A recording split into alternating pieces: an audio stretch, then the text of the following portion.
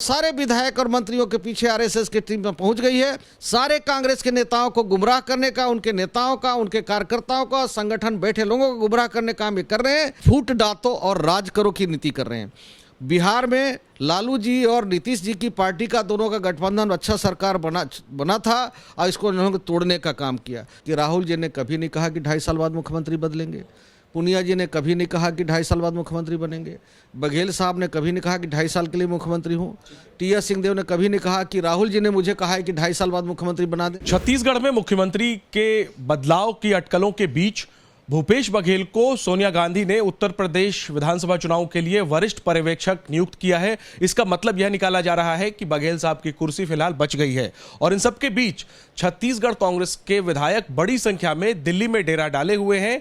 आखिर इन विधायकों की आगे की क्या योजना है और बघेल को पर्यवेक्षक बनाए जाने पर क्या प्रतिक्रिया है? बृहस्पत सिंह जी विधायक हैं और वरिष्ठ नेता हैं छत्तीसगढ़ कांग्रेस के। बघेल साहब को जो वरिष्ठ पर्यवेक्षक बनाया गया यूपी का, मैसेज ये माना जा रहा है कि उनकी कुर्सी जो है वो बच गई है। आप लोग किस तरह से देख रहे हैं? खतरा कब था? कहीं से भी दूर दूर तक बात ही नहीं है। देखिए, राहुल जी या सोनिया जी या प्रियंका जी जो हमारे देश में बैठे हमारे पार्टी के नेता हैं, वो सभी नेताओं की लगातार समीक्षा करते रहते हैं किसकी गतिविधि कैसी है और क्या काम कर रहे हैं। अगर उनके अच्छे परफॉर्मेंस आते हैं तो उनको और ज़्यादा जवाबदारी दिया जाता है कि थोड़ा ये भी कर लो, थोड़ा ये भी कर दो, थोड़ा ये भी कर दो। तो कहीं दूर दूर तो पहले तो आपको के माध्यम से भूपेश बघेल जी को, हमारे हाईकमान राहुल जी और प्रियंका जी, सोनिया जी को बहुत बहुत बधाई देता हूँ। उनको समझ में आया कि अच्छा है, अच्छा काम कर रहा है तो और इससे काम और कराना चाहिए। और पड़ोसी राज्य भी है, बहुत बड़ा चेहरा है भूपेश बघेल पिछड़ा वर्ग का, तो उनको जिम्मेदारी देना बहुत अच्छा काम किया है और उनका उपयोग भी करना चाहिए, वहाँ काम भी लेना चाहिए। अगर मुख्यमंत्री बनाए तो सिर्फ मुख्यमंत्री बनने के लिए नहीं, दूसरे राज्यों को भी वो मदद करे, दूसरे राज्यों में भी सरकार बनाने में हमारी मदद करे। आप कह रहे हैं कि खतरा कब था, लेकिन सर अगर खतरा नहीं था तो ये दिल्ली में पंचायत जो पिछले महीनों में हमने देखी वो क्यों हुई? और आप लोग जो डेरा डाले हुए हैं सारे विधायक, उसका मतलब तो यही निकाला जा रहा है कि आप सब लोग जो है वो बघेल के पक्ष में आला कमान पे दबाव बनाने के लिए दिल्ली आए। आपको बहुत स्पष्ट बता दूं, इतिहास कहता है कि जब हमारे यहाँ ईस्ट इंडिया कंपनी आई, देसी अंग्रेज भारत में अंग्रेज़ों ने आया, ब्रिटिश हुकूमत के अंग्रेज़ों ने जब आया तो सबसे पहले हिंदुस्तान के सारे पावरफुल राजा महाराजा जितने थे उनको टारगेट किया, उनको अधीनस्थ लिया, अपने कब्जे में लिया, उनको सरेंडर कराया और उनको मजबूर कर दिया कि हमारी अधिपत्य स्वीकार करो और नहीं तो हम आपको वो कर देंगे। और नतीजा हुआ कि जितने राजा महाराजा थे उनको इस शर्त रखा गया कि राजा बने रहेंगे, महाराजा बने रहेंगे, हमारे नियमों शर्तों का पालन करेंगे, सेना आपकी होगी, सेना नायक मेरा होगा, महाराजा राजा आप रहेंगे लेकिन लीगल एडवाइजर हमारे होंगे, जैसा सलाह देंगे वैसा आपको काम करना होगा। दुनिया जनता के बीच में जो भी करता होता था वो अंग्रेजी हुकूमत उन राजा महाराजा के माध्यम से हमारे ऊपर अत्याचार कराते थे। इसका क्या मतलब है? आप सुन लीजिए, इसी तरह से हमारे ये भारतीय जनता पार्टी के लोग जो देसी अंग्रेज हैं, ये देसी अंग्रेजों का लगातार आक्रमण जहां दूसरे दल की सरकार है वहां चल रहा है। नागपुर से लगातार संचालन हो रहा है, लगातार हमारे आपने देव की फूट डातो और राज करो की नीति कर रहे हैं। बिहार में लालू जी और नीतीश जी की पार्टी का दोनों का गठबंधन अच्छा सरकार बना था और इसको इन्होंने तोड़ने का काम किया। बिहार में अखिलेश यादव जी की पार्टी को इन्होंने तोड़ने का काम किया। उत्तर प्रदेश में अखिलेश जी और उनकी तोड़ने का काम किया। मायावती जी के कई लोगों को तोड़ने का काम किया। वेस्ट बंगाल में टीएमसी के कई लोगों को तोड़कर भाजपा में शामिल करने का काम किया चुनाव के पहले। और लगातार ये मध्य प्रदेश में इसके बाद इन्होंने रुख किया, वहाँ भी हमारे ग्वालियर महाराजा को तोड़ के हमारी चल रही कांग्रेस सरकार को गिराने का काम किया। इसके बाद पंजाब में हमारी अच्छी सरकार चल रही थी, वहाँ भी वहाँ के महाराजा और कोई हमारे नेताओं को गुमराह करके वहाँ भी अस्थिर करने का काम किया। अब छत्तीसगढ़ में सरगुजा महाराज को ये लोगों ने टारगेट किया और सारे विधायक और मंत्रियों के पीछे आरएसएस की टीम में पहुँच गई है। ये देसी अंग्रेजों की सेना वहाँ पहुँच चुका है। नागपुर से देसी अंग्रेजों की सेना पहुंच चुकी है। सारे कांग्रेस के नेताओं को गुमराह करने का, उनके नेताओं का, उनके कार्यकर्ताओं का, संगठन बैठे लोगों को गुमराह करने का काम ये कर रहे हैं। लेकिन छत्तीसगढ़ की जनता और नेता कांग्रेस के बहुत विद्वान है, किसी भी कीमत पे नहीं होता। टी.एस. सिंहदेव की बात कहूँ, बहुत उनके ऊपर प्रेशर डाला जा रहा है लगातार 4 माह से उनके नेताओं के ऊपर, कार्यकर्ताओं के पास, उनके घर में, उनके बंगले में अलग अलग रूप बना के कोई साधु बन के जाता है, कोई समाज सेवी बन के जाता है। लेकिन टीएस सिंह बहुत विद्वान है, किसी भी कीमत कांग्रेस के खिलाफ, राहुल गांधी के खिलाफ और कांग्रेस के षड्यंत्र में नहीं आने वाले। उन्होंने पहले भी कह चुका है कि 100 जन्म में भी कांग्रेस हम नहीं छोड़ सकते। बहुत विद्वान है और कहीं से भी दूर दूर तक नहीं है। लेकिन हम लोगों को आज पूरे देश को एकजुट होने की आवश्यकता है। अंग्रेजी सेना पहुंच चुकी है, देसी अंग्रेजों की सेना हर जगह पहुंच चुका है, लगातार देश को तोड़ने का काम कर रहे हैं, देश को बेचने का काम कर रहे हैं, देश को गुलाम करने का काम कर रहे हैं, हवाई जहाज बेच रहे हैं, ट्रेन बेच रहे हैं, फैक्ट्री। लंबा जवाब दे रहे हैं आप लोग दिल्ली में क्या कर रहे हैं? कितने विधायक हैं दिल्ली में, पहले तो ये बताइए। दिल्ली में हम कल तक 35 एमएलए थे, आज रात में कुछ आए हैं, आज दिन में कुछ और हमारे साथी आ रहे हैं, रात तक कुछ और पहुंच रहे हैं। सभी हमारे विधायक साथी आ जाएं, इसके बाद हम बैठ के बात करेंगे। विधायकों की संख्या दिल्ली में और बढ़ने वाली है। क्या हमारे विधायक चाहते हैं, जैसा वो चाहते हैं वैसी हम बात करके आपको अप टू डेट कर देंगे। क्या मकसद क्या है, किस लक्ष्य के साथ पहुंचे आप? को अभी तक तो कोई ऐसी बातें लोगों ने नहीं कहा है, जब आ जाए इसके बाद हम बात करेंगे। कांग्रेस आला कमान से मिलने के लिए आप लोग, अगर हमारे सारे विधायक कहते हैं कि हम आला कमान से मिलना चाहिए हम लोग को, और हमारे जो देसी अंग्रेजों की सेना हर जगह पहुंच चुकी है, इनके मुंहतोड़ जवाब देने के लिए हमको रणनीति बनाने की आवश्यकता है। तो हम छत्तीसगढ़ के लोग हाईकमान से बात करके शेयर करेंगे और नई नीति बनाएंगे और राहुल जी को बताएंगे कि पूरे देश में अंग्रेजी हुकूमत की तरह ये देसी अंग्रेजों की सेना हर जगह जाके आक्रमण कर रहा है, हमको तोड़ने का काम कर रहा है, अस्थिर करने कर रहा है। इसकी जवाब हमको ढूंढना चाहिए और इसकी रास्ता हमको निकालना चाहिए। बघेल जी ने आप लोगों को भेजा, किसी भी कीमत पे देसी अंग्रेजों को मुंहतोड़ जवाब दे। लोगों को बघेल साहब ने भेजा है।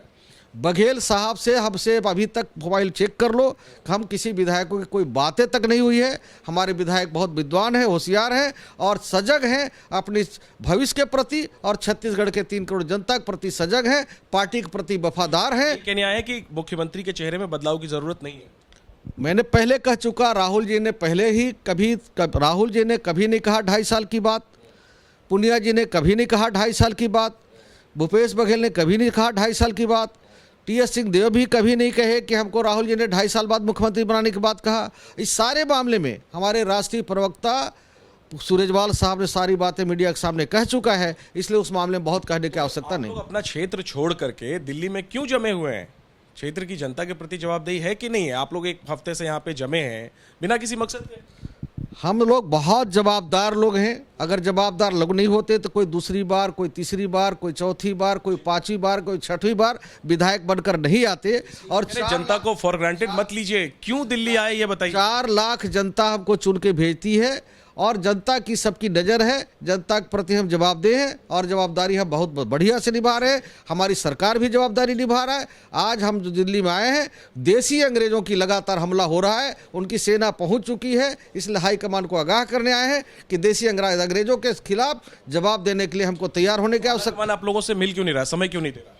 हम लोग अभी तो बात ही नहीं की। हमारे सारे विधायक साथी आ जाए, सभी हमारे भक्तगण आ जाए, इसके बाद अपने हाईकमान से हम बात करेंगे। कितने विधायकों के पहुंचने का यहाँ पर लक्ष्य है? जो आ जाएंगे हम आपको अप टू डेट कर देंगे। आखिरी में 2 चीज मैं पूछूंगा। आप कह रहे हैं कि बीजेपी टीएस सिंहदेव पर डोरे डाल रही है, लेकिन टीएस सिंहदेव ने खुद तो कभी ये नहीं कहा कि उन पर दबाव बनाया जा रहा है। मैंने कहा क्या? आपने कहा कि उन पर दबाव बनाया। मैंने कहा क्या? सभी कांग्रेस, टीएस सिंहदेव सहित हम विधायकों के ऊपर भी, मंत्रियों के ऊपर भी, सभी जगह, सभी कार्यालय में आरएसएस की, देसी अंग्रेजों की सेना पहुंच चुकी है। उनको गुमराह करने का, भड़काने का और सोशल मीडिया में वायरल करने का, फर्जी फेक न्यूज बना के चला के छत्तीसगढ़ को अस्थिर करने का काम कर रहे हैं। ये इसको हमको सोचने की जरूरत है और पूरे देश को एक होकर। टीएस बाबा कहाँ कह रहे हैं? टीएस बाबा कहाँ कह रहे हैं कि उनको प्रलोभित किया जा रहा है या फिर? मैंने क्या कहा? कितना भी कोई कर ले, टीएस बाबा बहुत होशियार हैं, विद्वान हैं, किसी भी कीमत पे इनके भड़काए में नहीं आ सकते। आखिरी में पूछ रहा हूँ, टीएस बाबा जो है वो अभी भी कह रहे हैं कि आला कमान फैसला करेगा, तो आखिर वो कौन सा फैसला है जो आला कमान को करना है और जिसका इंतजार टीएस सिंहदेव कर रहे हैं? इसका जवाब आदरणीय टीएस सिंहदेव साहब दे सकते हैं, बहुत बड़े विद्वान हैं। मुझे इतना जानकारी है कि राहुल जी ने कभी नहीं कहा कि 2.5 साल बाद मुख्यमंत्री बदलेंगे, पुनिया जी ने कभी नहीं कहा कि 2.5 साल बाद मुख्यमंत्री बनेंगे, बघेल साहब ने कभी नहीं कहा कि 2.5 साल के लिए मुख्यमंत्री हूँ, टीएस सिंहदेव ने कभी नहीं कहा कि राहुल जी ने मुझे कहा है कि 2.5 साल बाद मुख्यमंत्री बना दें। कह रहे हैं कि आला कमान फैसला करेगा, तो आखिर वो सस्पेंस क्यों बना रहे हैं? आपको क्या लगता है, इससे तो सरकार का कामकाज प्रभावित होता होगा? इस तरह का शब्द तो विरोधी दल बोल सकता है या विरोधियों की भाषा हो सकती है, हमारे नेताओं की भाषा नहीं हो सकता है। बाबा बोल रहे हैं, कैमरे पे बोल रहे हैं। मैंने नहीं सुना कि टीएस बाबा ने क्या कहा, लेकिन टीएस बाबा अगर ऐसा बोले हैं तो उनको ये बोलना चाहिए कि हाईकमान ने हमको ऐसा कहा है, हाईकमान की बात कहवा दें। आखिरी में आप लोगों को लग रहा है कि ये जो श्राद्ध खत्म होगा इसके बाद नवरात्र में, आप लोगों को इस बात का डर है कि बदलाव हो सकता है? कहीं दूर दूर तक बातें नहीं, हाईकमान ने सारी बातें, हाईकमान ने आपके सूरजवाला साहब के माध्यम से सारी बात प्रेस को बता चुका। ऐसा होता है, आप जैसे विधायक क्या करेंगे? पार्टी हाईकमांड के साथ रहेंगे? कहीं से कोई दूर दूर तक इस तरह की बात ही नहीं है और हमारे हाईकमान के ऊपर भरोसा है। भक्तों को अपने भगवान के ऊपर भरोसा होता है और कार्यकर्ताओं को अपने नेता के ऊपर भरोसा होता है। राहुल जी जो निर्णय लेंगे सभी अपने कार्यकर्ताओं से राय विचार करके करेंगे। जिस तरह से भक्त लोग का सलाह लेके हमारे भगवान करते हैं, उस तरह से भगवान भक्त जो है विधायक से और कार्यकर्ताओं से राय लेकर ही हमारे नेता तय करेंगे। शुक्रिया बात करने के लिए। तो आप सारी बातें सुन ही रहे हैं कि अभी भी छत्तीसगढ़ में इस बात को लेकर अटकलें हैं कि मुख्यमंत्री का चेहरा बदला जा सकता है और सस्पेंस को खुद टीएस सिंहदेव हवा दे रहे हैं, बार बार ये कह के कि आला कमान उचित समय पर फैसला करेगा।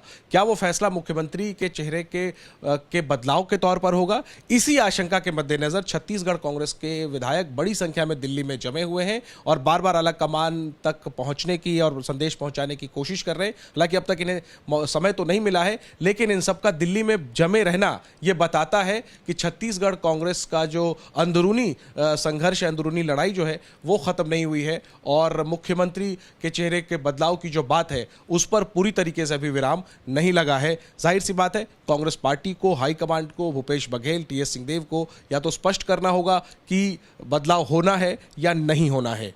कैमरा पर्सन प्रवीण दीक्षित के साथ जैनेंद्र, एबीपी न्यूज, दिल्ली।